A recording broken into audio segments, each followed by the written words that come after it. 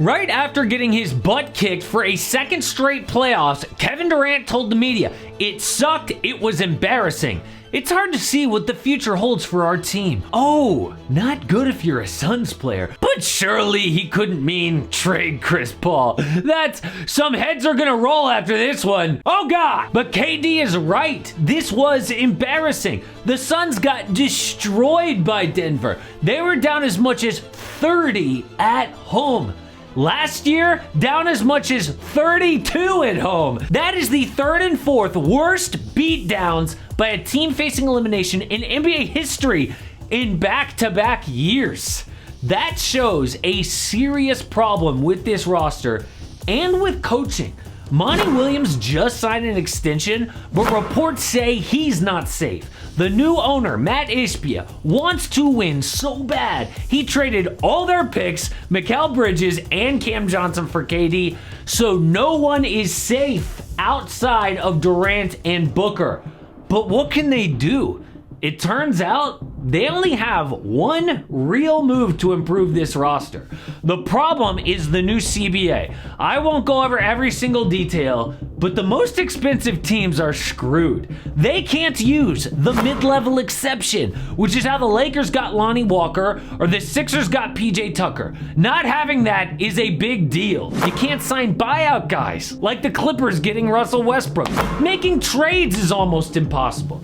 Now, I will link an in-depth video on this later, but the point is, the Suns are stuck unless they make some crazy trades. The two guys everyone is looking at are DeAndre Ayton and Chris Paul. But how are they going to get good players back for Chris Paul?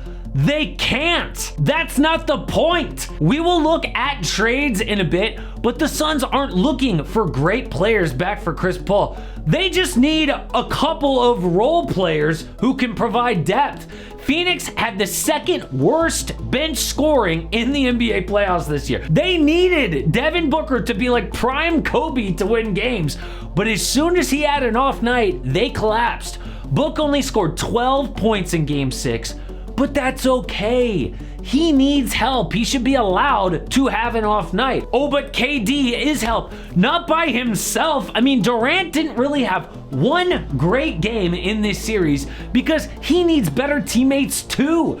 The good news is there are teams interested in DeAndre Ayton. But CP3 can get traded too. He makes $31 million next year, but if they cut him, he only gets paid $16 million.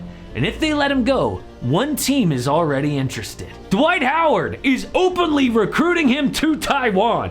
Imagine the rings those two could win. But that's stupid because a trade makes a lot more sense.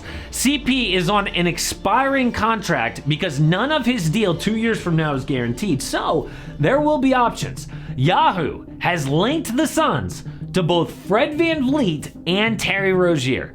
So the Hornets get Chris Paul and 3 second-round picks. The Suns get Rozier. The Hornets would do this to get off of Terry's contract. It would open up the most cap space in the NBA next offseason.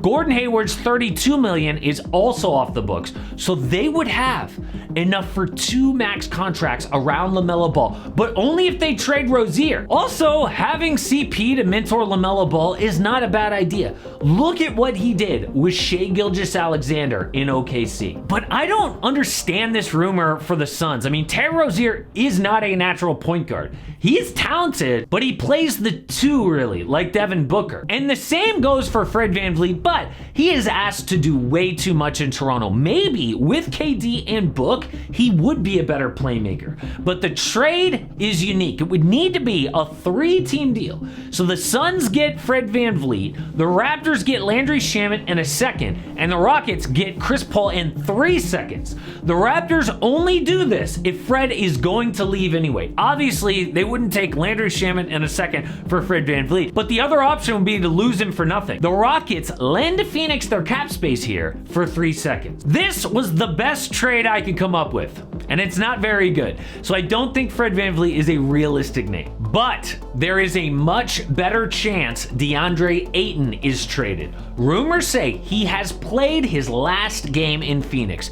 He expected a max contract after the Suns went to the finals, but the old owner said no. Then they tried to trade him last year for Kevin Durant. Then the Pacers offered the max contract. So Phoenix had to match it or lose him for nothing. It's obvious they don't respect this dude. He knows it, and you can see it in the way he plays. Ayton does not want to be there, but other teams, reports say, see his potential. The number one rumor is Luka and the Dallas Mavericks. They would need Ayton to be an impact player on offense and defense. One of the big problems in Phoenix for Ayton is his role. It's like the third star in a big three who is asked to sacrifice a lot. When Chris Bosh went to Miami with LeBron and Dwayne Wade, he had a lot less responsibility from when he was the man in Toronto. Bosh had to humble himself and learn how to do the little things. That takes a special kind of personality. Bosh even warned Kevin Love, it's extremely difficult and extremely frustrating.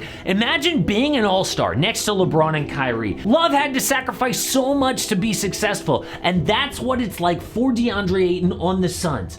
But in Dallas, he would be in pick and roll, catching loves from Luka, anchor their defense like a Rudy Gobert. Ayton's reputation could be completely different this time next year. The Suns get Tim Hardaway Jr., Maxi Kleber, and a 2026 first. And the Mavs get Ayton. This was actually a really good deal for Dallas, only giving up one first-round pick. In reality, I think Phoenix would try to get another pick or maybe a pick swap out of this. The only way to do that is to create a bidding war with other teams who might want Ayton.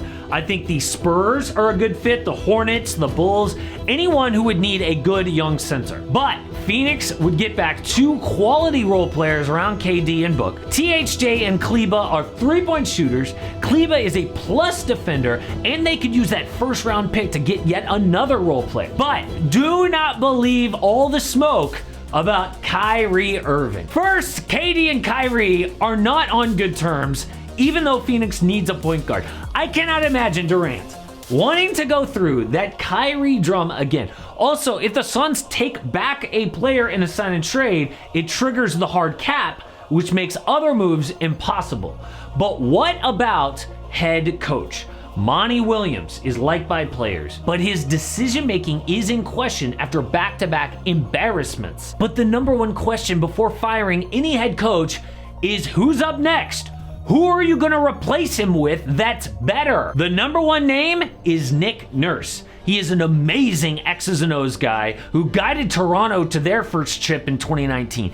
Even without superstars, the Raptors forced the most turnovers in the NBA the last 4 years. He is great on defense, but so is Frank Vogel. I know that name doesn't really get people excited, but outside of that, there's names like Kenny Atkinson, Mike Budenholzer, Steve Nash. But the real killer is this new CBA. If it wasn't for that, the Suns would have so many more options to build.